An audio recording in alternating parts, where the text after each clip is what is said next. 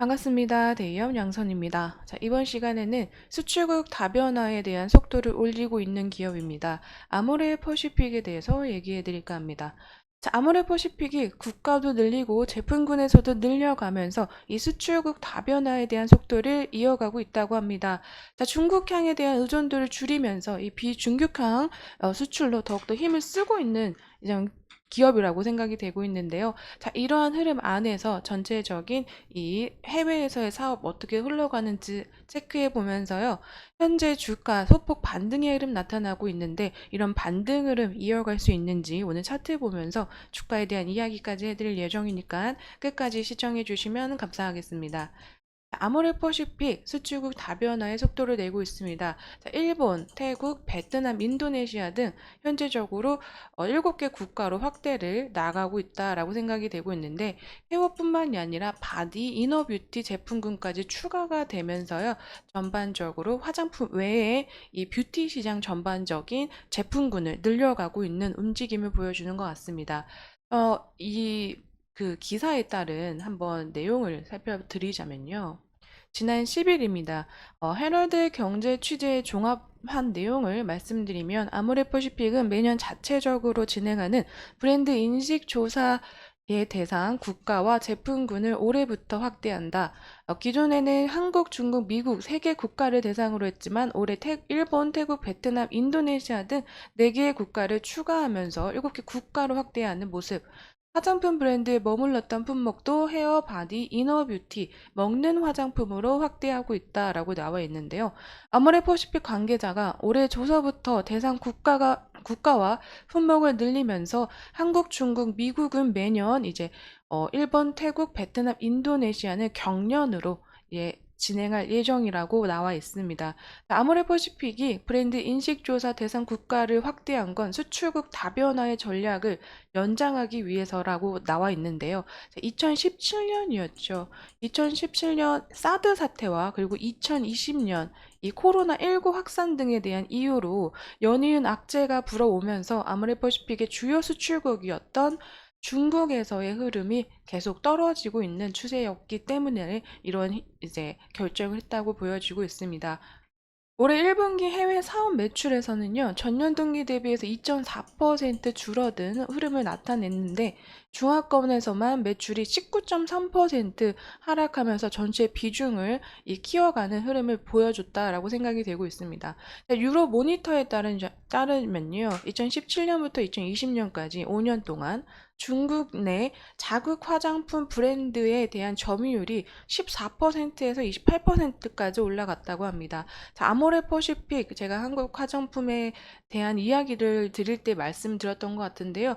중국에서는 현재 한국 화장품에 대한 인지도나 그리고 성분, 효능을 더욱더 입증하지 않으면 중국에서는 더욱더 큰 효과를 나타내지 못할 것이다 라는 중국 안에서의 이 인터뷰 내용을 말씀드린 바 있습니다. 자, 이러한 기사 내용으로 보시더라도 중국 내에서 한국 화장품만 배제하고 있는 것이 아니라 전반적으로 중국 내에 애국 소비가 계속 올라오고 있는 그런 흐름이 진행되고 있다라고 생각이 되고 있습니다. 그래서요, 이 아모레퍼시픽이 중국 외에 이런 비중국 해외 거점을 계속 올라가고 매중을 늘리는 데 집중을 하고 있는데 특히 이 서구권에서의 움직임이 굉장히 활발하다고 보여지고 있습니다.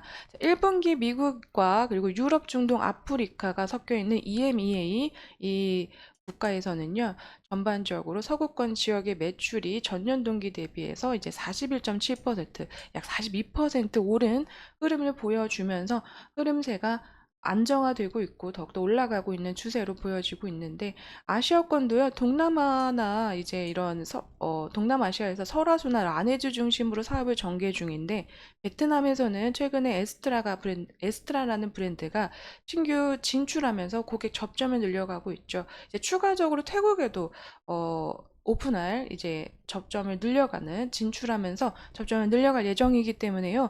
에스트라의 일본과 태국, 베트남에서의 운영을 한번 살펴봐야 된다라고 저번 시간에도 말씀드린 것 같습니다.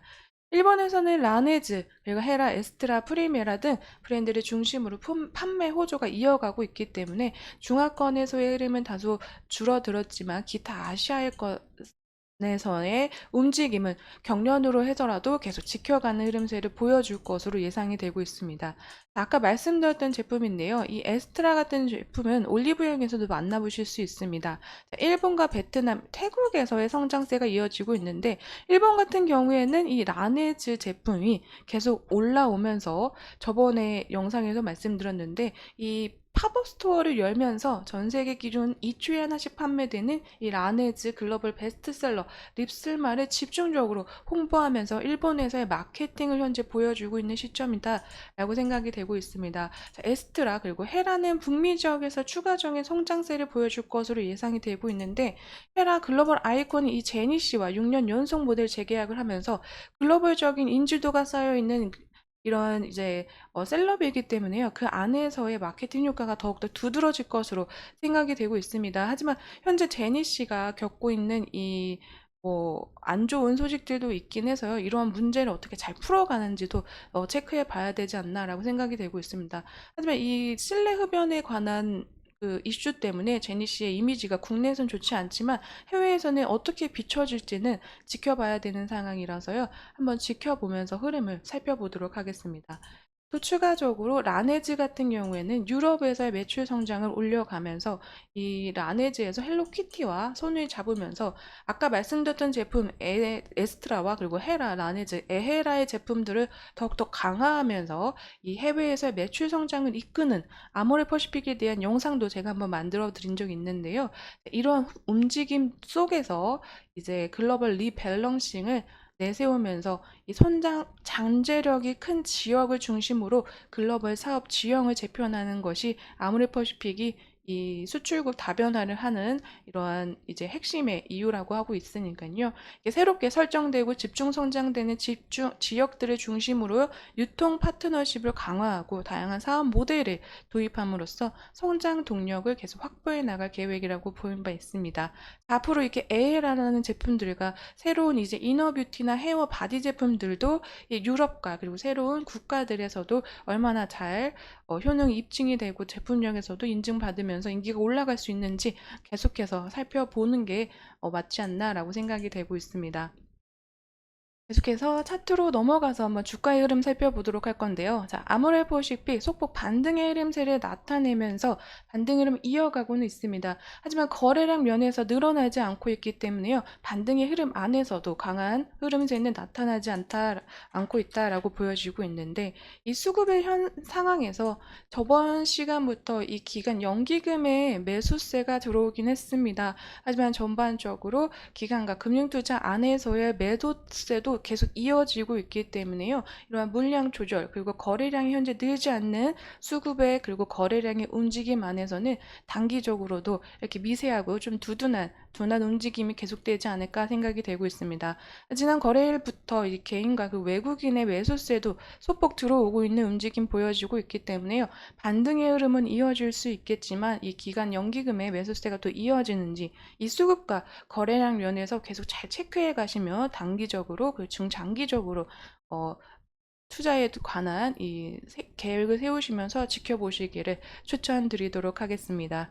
자, 오늘 아모레퍼시픽에 대한 이야기는 여기까지 드리지만요. 또 추가적으로 나오는 이슈들이나 내용들로 빠르게 영상으로 찾아뵙도록 하겠습니다. 제 영상에는 개인적인 견해와 의견도 들어가 있기 때문에요. 투자하실 때는 반드시 참고용으로 사용해 주시기를 추천드리도록 하겠습니다. 그럼 오늘도 시청해 주셔서 감사드립니다.